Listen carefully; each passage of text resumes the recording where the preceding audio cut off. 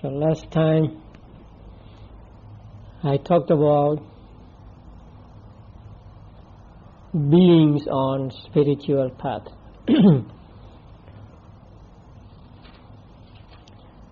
So this time I'll talk about the spiritual path itself. So last time we learned different individuals going along the spiritual path, and so this time we need to understand what the spiritual path is. So spiritual path really means the practice. So what we do when we claim ourselves to be the disciples of the Buddha. And we are lucky that Buddha taught us the spiritual path. Buddha gave us the spiritual path in stages. Now, the first thing we do as Buddhists, as the followers of the Buddha, is taking refuge. So we will begin the spiritual path with taking refuge. When we were little and when we were afraid, then we ran to our parents for refuge. So once we got into the lap of our parents, our fears disappeared.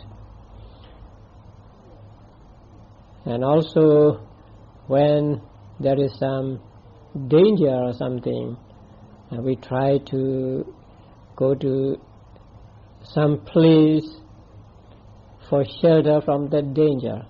Or say when it is too hot outside, so we get into the building, and the building becomes a refuge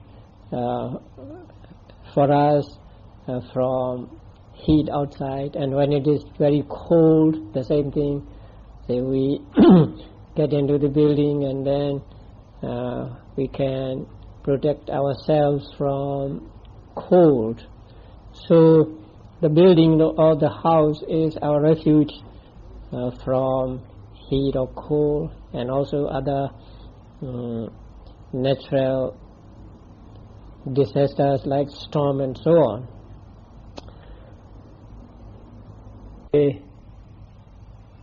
When we go along the journey of samsara, sometimes we have fears, sometimes there are dangers, and so when we are confronted with these fears or dangers, we need to have some kind of refuge.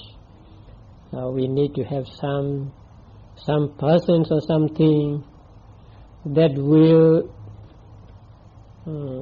help us to get free from such fears or dangers.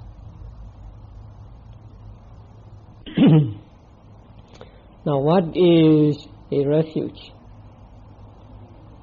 In the ancient commentaries, a refuge is explained as something or someone that crushes or destroys our fear or terror or suffering or affliction in woeful states and suffering in the samsara. So in this sense, all the three gems in Buddhism, the Buddha, the Dhamma and the Sangha, are called refuge. Now, Buddha is called a refuge because he oppresses the fear in us, or fear of beings. That means he helps us to avoid danger by engaging them in what is beneficial or what is wholesome, and by deterring us from what is unwholesome or what is non-beneficial. Now Buddha was like a good teacher. Buddha always said, do merit and avoid demerit. So when Buddha said do merit, that means he is engaging us to the acts of merit which will be beneficial to us. And when Buddha said do not do demerit, do not do evil, then he is deterring us from what is not beneficial for us, the unwholesome states.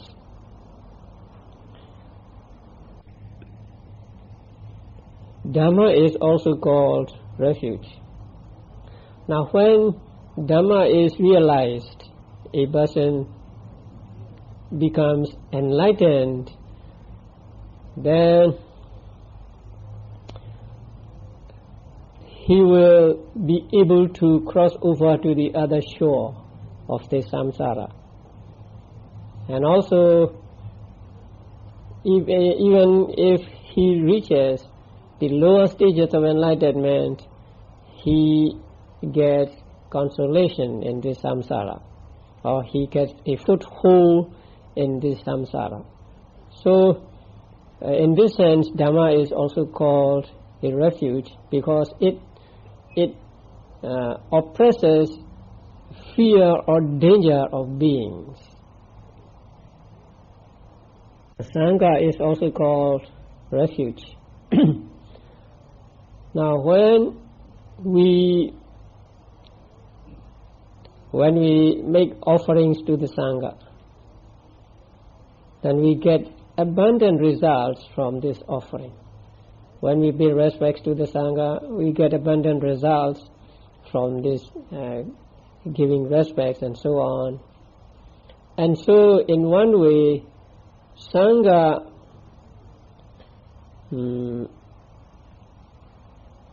helps us to avoid the danger of not getting enough results. If we give to those who are not worthy of our gifts, we will not get as abundant results as we give to the Sangha. So Sangha is called a refuge because it makes our offerings to them, it makes our acts of veneration to them bring abundant results. As Buddhists, the Buddha, the Dhamma and the Sangha are refuge. And in order to affirm that we are followers of the three gems, we take refuge. Now you all know how to take refuge. So what is it that we call taking refuge? According to Abhidhamma, when you take refuge, a wholesome consciousness arises in your mind. A kusala consciousness arises in your mind. And that kusala consciousness is free from defilements, that means free from ignorance of the three gems, free from non-confidence in the three gems. And when it arises, it takes the three gems as object. And so, taking refuge really means the arising of that type of consciousness.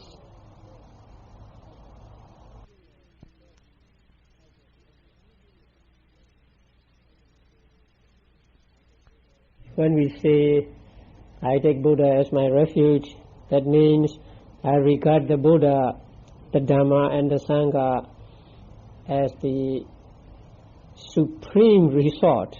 That means the ultimate resort, the ultimate refuge.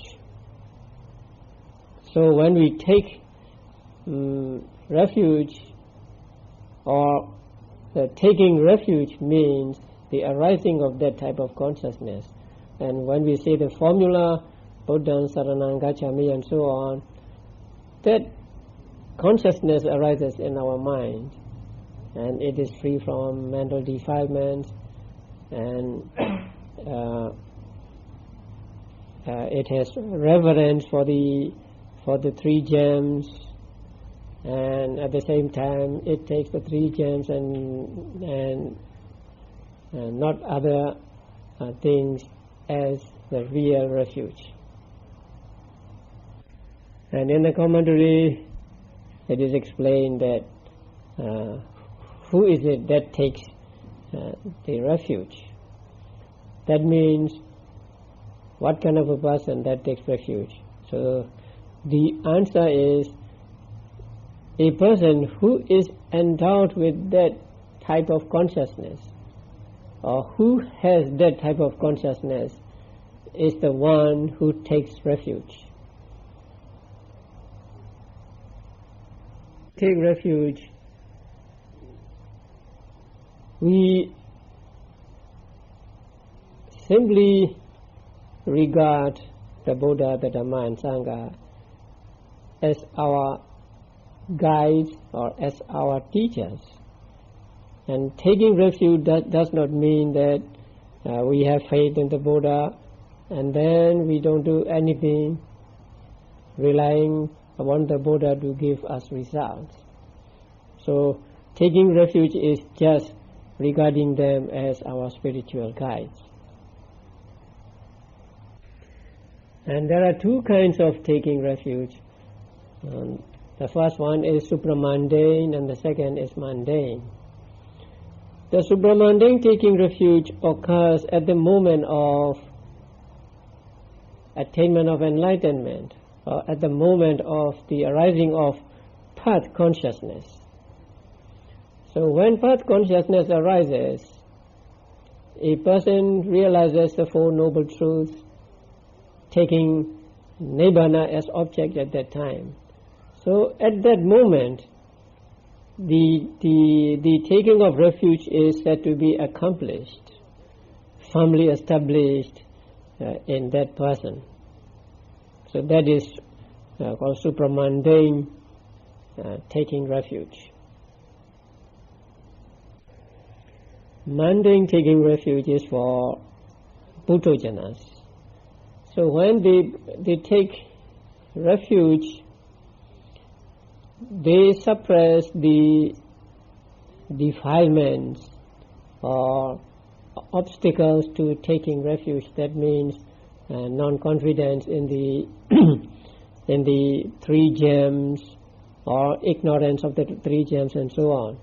So when they take refuge, they understand the three gems properly, and they have confidence or faith in the three gems. And also when taking refuge, they take the excellent qualities of them as object. That means when we take refuge, we think of the qualities of the Buddha, the Dhamma and the Sangha. So for Buddhists, the Buddha, the Dhamma and the Sangha are the objects of faith or confidence. So when we take refuge, that means we gain faith in the Buddha, the Dhamma and the Sangha. And that faith helps us to attain the right view, because through faith we learn the teachings of the Buddha and we gain the right understanding. So at the moment of taking refuge, there is this faith and the right understanding occurring in our minds. Now there are 10 kinds of meritorious deeds, and the last of them is called straightening of view. Straightening of view means having the right view. So this right view is rooted in the faith or confidence in the three gems. Now the mundane taking refuge is said to be of 4 kinds. That means, how do we take refuge? Now there are 4 kinds of taking refuge. And the first is by surrendering oneself to the Buddha, to the Dhamma, and to the Sangha. So instead of saying, I take refuge in the Buddha, we can say, I surrender myself to the Buddha, to the Dhamma, to the Sangha. I relinquish myself to the Buddha, to the Dhamma, and to the Sangha. So surrendering oneself to the Buddha, Dhamma, and Sangha is a kind of taking refuge in the three gems. So when we surrender ourselves and we say, making this day the beginning, I surrender myself to the Buddha, and so on. Now, making this day the beginning, I have translated literally from the Pali. That means just from this day onwards, I surrender myself to the Buddha, and so on. Now, second kind of mundane taking refuge is by taking the triple gem as one supreme resort. That means by regarding them as one's best resort. So when we use that kind or that method of taking refuge, then we may say, making this day the beginning, I am the one who has the Buddha as my supreme resort, who have the Dhamma as my supreme resort, and who have the Sangha as my supreme resort, and thus regard me. So this is how they express their taking refuge. Sometimes we may not say, I surrender myself to the Buddha, or we will not say, I am the one who have the Buddha as my supreme resort. But we may say, I am the pupil of the Buddha, pupil of the Dhamma, and pupil of the Sangha. So when we say this, we are virtually taking refuge in the Buddha, the Dhamma, and the Sangha. So the third kind of mundane taking refuge is by becoming a pupil of the triple gem, or by admitting that one is a disciple of the three gems. The fourth way of mundane taking refuge is by paying homage, etc., by bowing down to the Buddha and so on, or by rising from the seat when Buddha and others come, or by showing reverence to them with folded hands, and also the other acts of respect. So all of these are called here, say, paying respect or something like that. So we may not say the words like, I surrender myself to the Buddha, but when we bow down to the Buddha, then we are virtually taking refuge in the Buddha. When we show respect to the Buddha, we are virtually taking refuge in the Buddha, and so on. Now this fourth one is described as prostration in some translations. but it is not necessarily a prostration. Prostration is one act of paying respects, but it is not necessarily prostration, but just paying homage or paying respects. So if you do not bow down to him but shows respects to the Buddha and others in some other ways, then you are virtually taking refuge in the three gems. So it is not prostration only, but any form of paying homage. Now, when we take refuge, we say the formula Buddhaṃ Saranang Gacchāmi and so on. So, what is this? Is it number one, self-surrendering? We do not say, I surrender myself to the Buddha. Then, number three, we do not say, I am the pupil of the Buddha. And number four, maybe we pay homage to the Buddha. But when we say, I take Buddha as my refuge, I think we are following the second one. That means taking the Buddha, Dhamma and the Sangha as our supreme resort, as our refuge. In the formulas given in these four kinds of taking refuge, there is a phrase, making this day the beginning, or from this day onward. I think it is proper to say these words only when we first take refuge.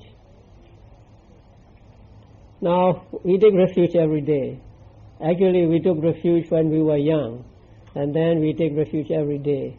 So, when we take for the second time, third time, and so on, I don't think we need to say from this day on, from this day on. If we say, suppose we say today, from this day on, I take the Buddha as my refuge, that might mean we didn't take Buddha as a refuge yesterday or in the days long past. So, these formulas are for those who take for the first time the refuge in the Buddha, Dhamma and the Sangha. So, as Buddhists who have been taking refuge in the three gems almost every day, we don't need to say from today onwards, from today onwards.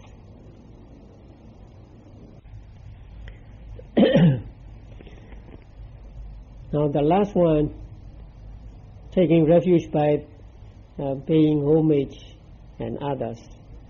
And the last kind is again of four kinds. That means homage and others shown towards relatives and homage and others motivated by fear, because we are afraid, so we pay respect and so on. Or respect shown towards a teacher, or paying homage based on esteem for spiritual worthiness. That means the homage paid as a person who is worthy of accepting our reverence, and who is worthy of accepting offerings.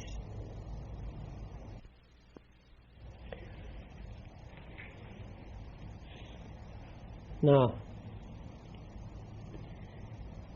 if a member of Sakya clan or Kauliya clan pays homage to the Buddha thinking he is our relative, he has not thereby taken refuge. So if you pay homage to the Buddha because Buddha is your relative, then you do not take refuge. You pay homage just because Buddha is your relative. And if you pay homage because you are afraid or because you are motivated by fear, then you do not take precepts. So it is explained in the commentaries that if one pays homage to the Buddha out of fear thinking, the recluse Gautama is honored by kings and has great power. If I do not pay homage to him, he may harm me. So if he pays homage to the Buddha because of this fear, then he is not taking refuge. Now in the Eastern cultures, teachers are very much respected. So people or pupils pay homage to the teachers simply because they are their teachers.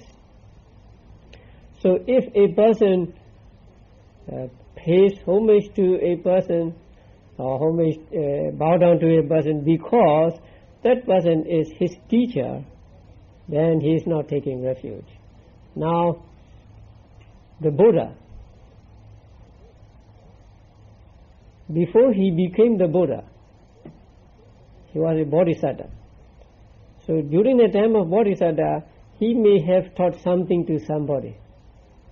And if that somebody pays respect or homage to the Buddha, thinking of that advice he got when Buddha was a bodhisattva, then he is not taking refuge.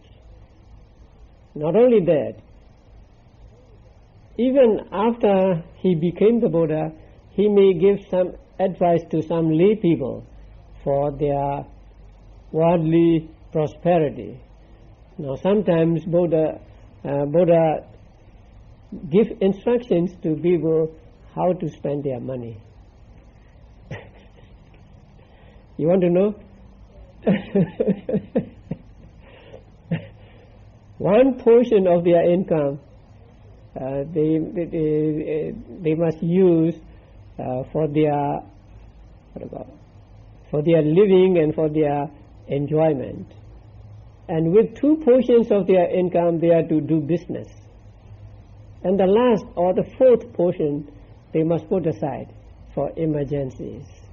So you divide your income into four parts, and then with one part you spend at home and for your enjoyment and for your family's enjoyment, and with 50% of your income you do business, and the last 25% you put in the bank. So that when emergencies come, you can solve this problem.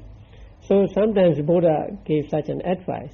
Suppose a person hears that advice and then he pays homage to the Buddha as a teacher because Buddha taught this, then he is not taking refuge in the Buddha, because he pays homage to the Buddha because he learns that thing from the Buddha, that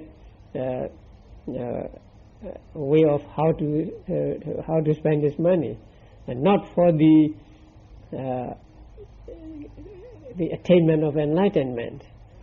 So in such a case, a person bowing down to the Buddha is not taking refuge in the Buddha.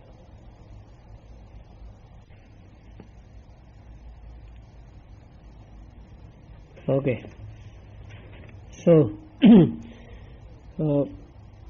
even though you pay homage to a person, if you pay homage to him because he is your relative, or because you are afraid that if you do not pay homage he may do harm to you, or because he is your teacher, then you are not taking refuge. So the real taking refuge happens only when you pay homage and others based on respect for his spiritual worthiness. That means you pay homage to the Buddha because you believe or you understand that Buddha was the best of the persons who are worthy of accepting reverence and accepting offerings. So only in such a case is refuge said to be taken. Okay, now we go the other way around.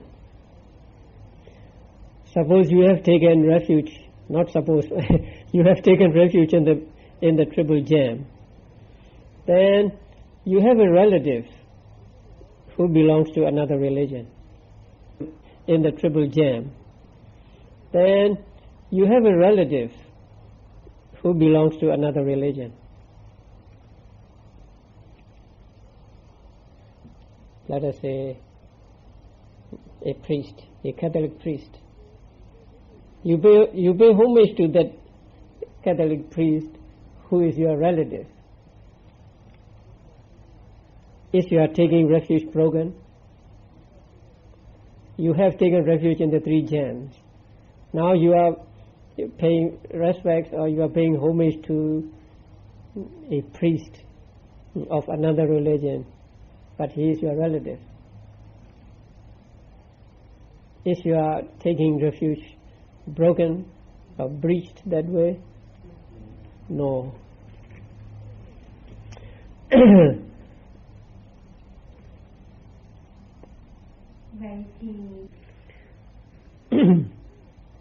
Now, during the time of the kings, people have to pay homage to the kings. People have bowed down to the kings. So, you bow down to the king. Because if you do not bow down, he may do harm to you. So out of fear, you bow down to the king. So in that case too, you are taking refuge is not broken.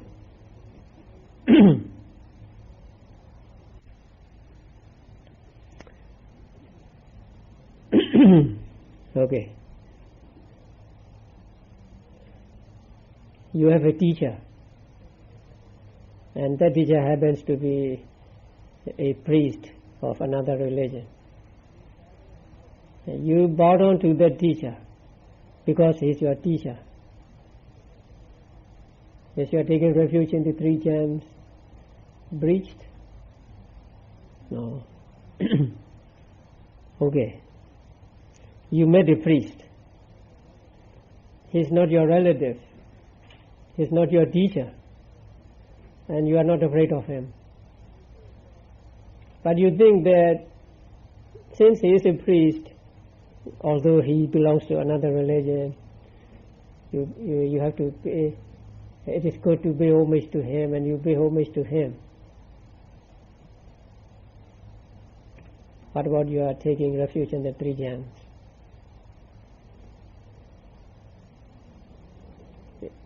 Is it broken or not? It's not explained in the commentaries, so we have to decide for ourselves.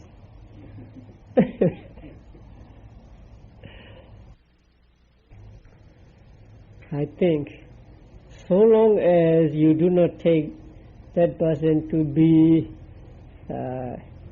your teacher in getting out of samsara, your teacher in the practice of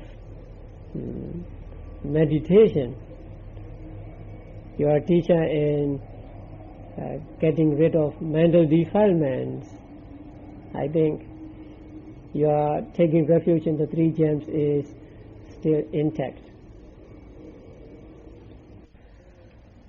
Okay, suppose there is a woman who is pregnant,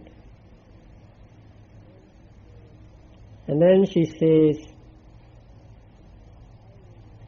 my child in my womb takes refuge in the Buddha, and so on. Or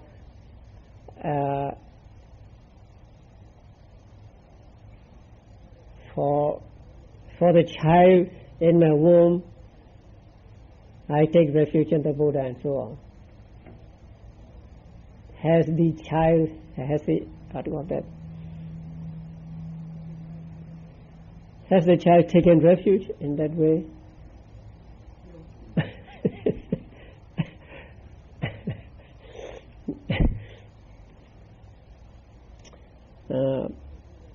During the time of the Buddha, there was a prince called Bodhi. So he invited the Buddha to his house and offered meals to the Buddha, and then he asked about Buddha's practice, Buddha's striving to become the Buddha, and Buddha related to him in detail what he practiced and during 6 years in the forest. And then at the end, a friend of his said, "Friend, you are praising the Buddha, but you did not take refuge in the Buddha." Then Prince Bodhi said, "Although I do not take refuge in the Buddha when I'm grown up, when I was in the womb of my mother took refuge for me."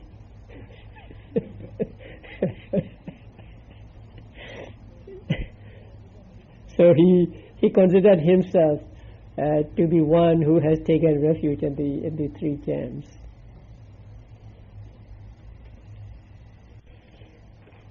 But the commentary explained that there is no taking refuge without knowing or without mind. So that means, although his mother took refuge for him when he was in her womb, actually he did not take refuge because he did not know. But after his birth, the mother told him that she had taken refuge for him when he was in her womb, and he knows at that time that his mother had taken refuge, and so he takes refuge at that time. Then he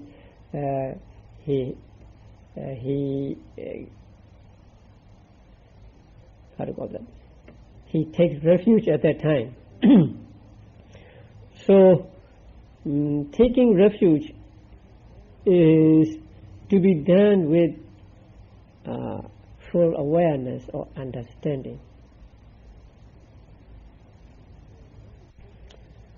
So when we take refuge, or when we say Buddhaṃ Saranang Gacchāmi and so on, we must have the understanding that we are taking refuge in the Buddha and so on. Now in countries like Burma, people are so used to saying these formulas that they just say the formula. They will not even know the meaning of what the formula is. I have asked many people, what was it that you say, Buddhaṃ Saranang Gacchāmi and so on? What was that? What is the meaning of that? They didn't know. So I told them, in order to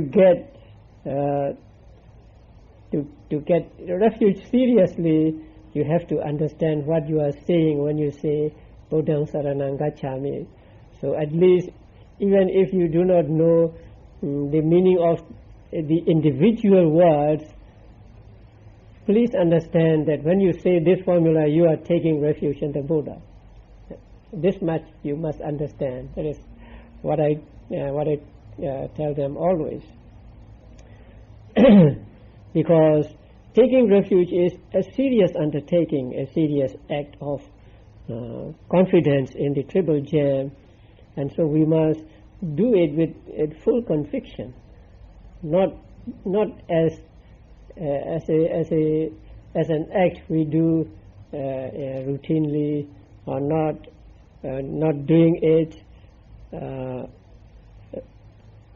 slightly. So we must understand the meaning of the formula, and also we must know at that time, or at the time we say Buddhang Saranang Gacchami and so on, that we are taking refuge in the Buddha, or we are regarding the Buddha as our spiritual guide.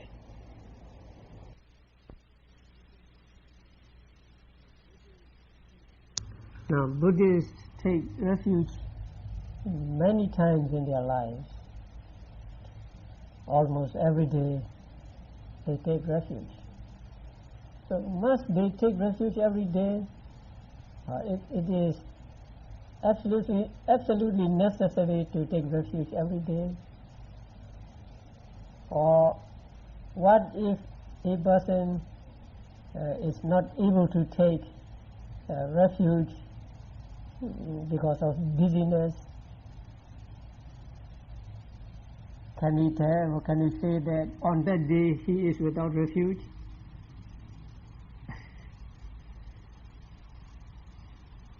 Now, the refuge once taken will stay with you how many years? 3 years? 5 years?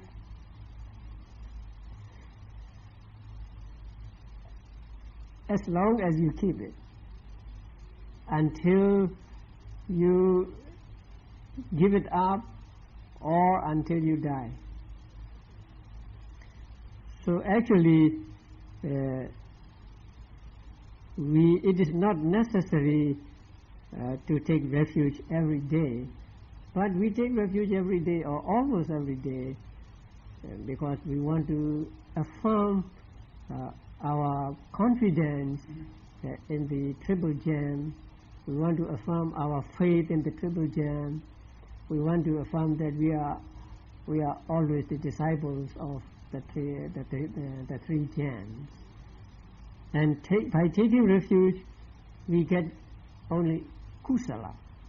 By taking refuge, we get kusala, and so taking refuge is a good act. And so, even though it is not absolutely necessary, I think we should do it every day. And the commentaries tell us about what is called defilement of the refuge. That means defilement in having refuge or impurities in having refuge. Now, as to supramundane refuge, there is no defilement, because supramundane refuge is taken by those who are enlightened. But in mundane refuge, or of mundane refuge, there can be defilement. When we are ignorant of the three gems, or when we have doubts about the three gems, or when we have misunderstanding about the three gems, then our refuge or having refuge is said to be impure. It is said to be contaminated.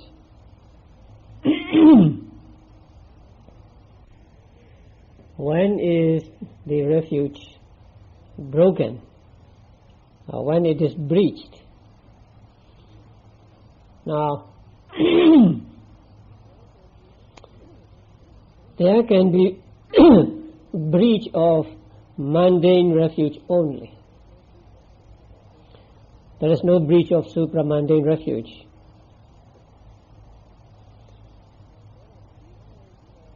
And there are two kinds of breach of mundane refuge, and that is blameworthy and blameless. Blameworthy means bringing painful results, and blameless means bringing no results.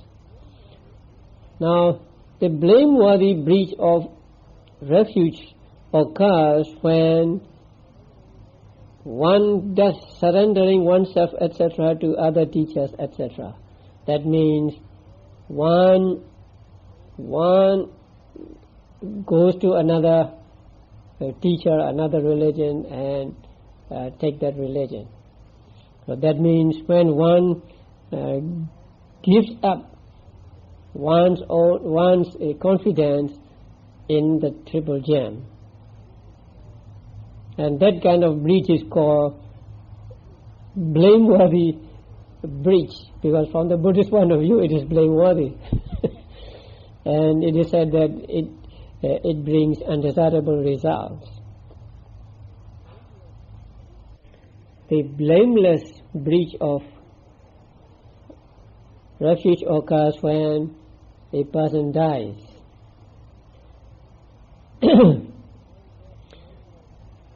And when that blameless breach occurs, there is no results, because death is itself a result of karma in the past. Since it is a result, it has no ability to give results, or it is not result giving. So that kind of breach does not bring any undesirable results or desirable results also.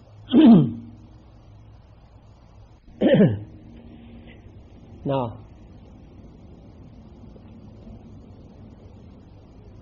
at Buddhist funeral services, the monks conducted the services, and then what lay people do at these services is first take the refuge and precepts, and then they may do they may make some offerings, and then they share merits with the one who has passed away. Now, in Burma, that service is called something like giving refuge. So having someone take refuge, and many people think that is making that dead body take refuge. Actually, dead body is dead body, and it is like a log, and so it doesn't know anything at all. But I think the idea behind it is that a person dies and then he is reborn in another existence. So when he is reborn in another existence, he has no refuge in that new life. So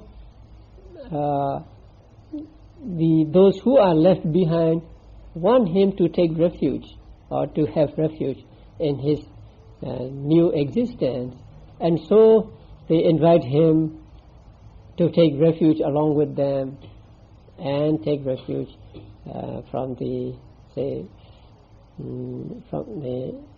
take refuge in the triple gem, following the lead of the monk. So these services, the Buddhist funeral services, are to help those who have departed, and in one sense, especially in Burma, it is having them take refuge in their next life, so that they are persons who have refuge in the three gems.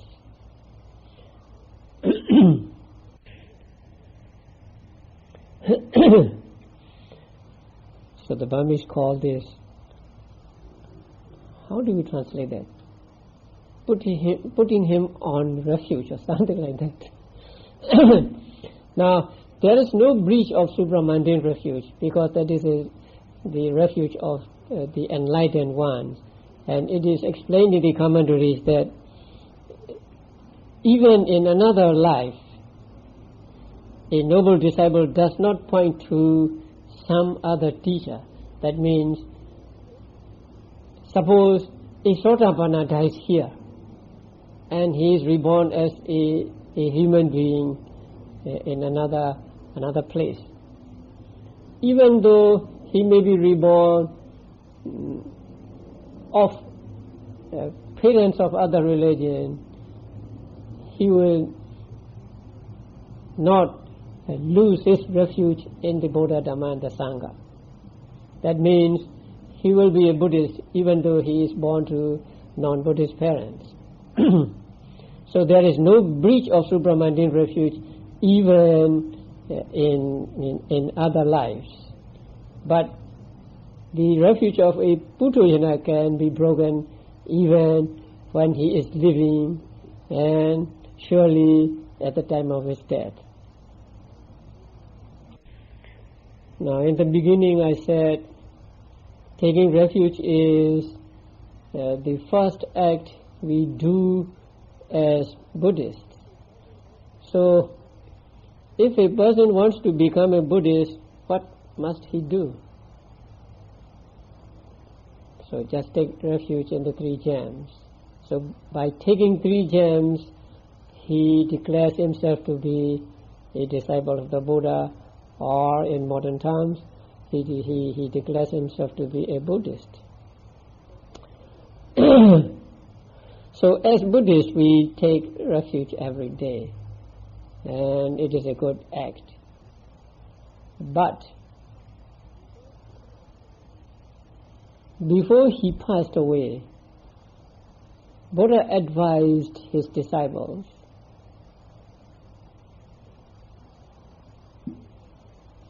be like islands unto yourselves. Be a refuge to yourself. Do not have any other as refuge. So, we have 2 statements. It is good to take refuge in the 3 gems, and the Buddha said, do not take any other as refuge. Take yourself as your own refuge.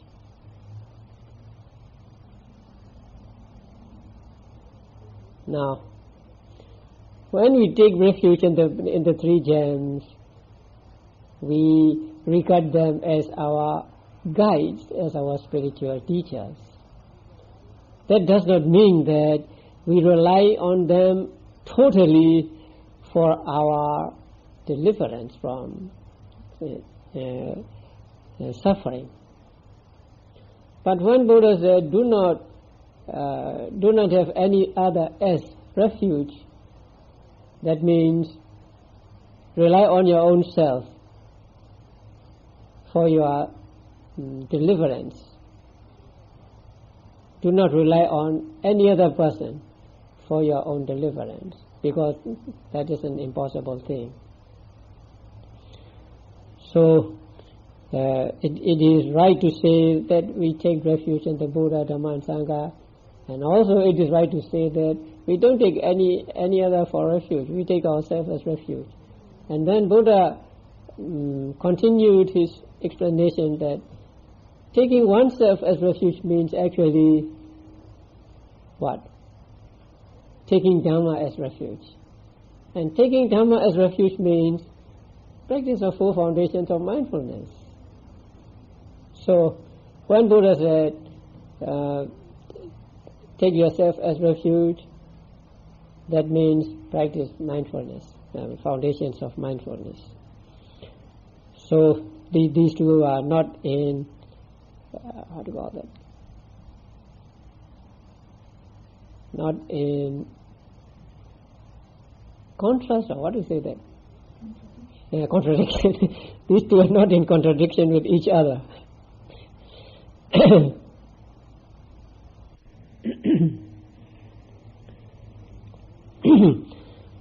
So to express our confidence in the triple gem,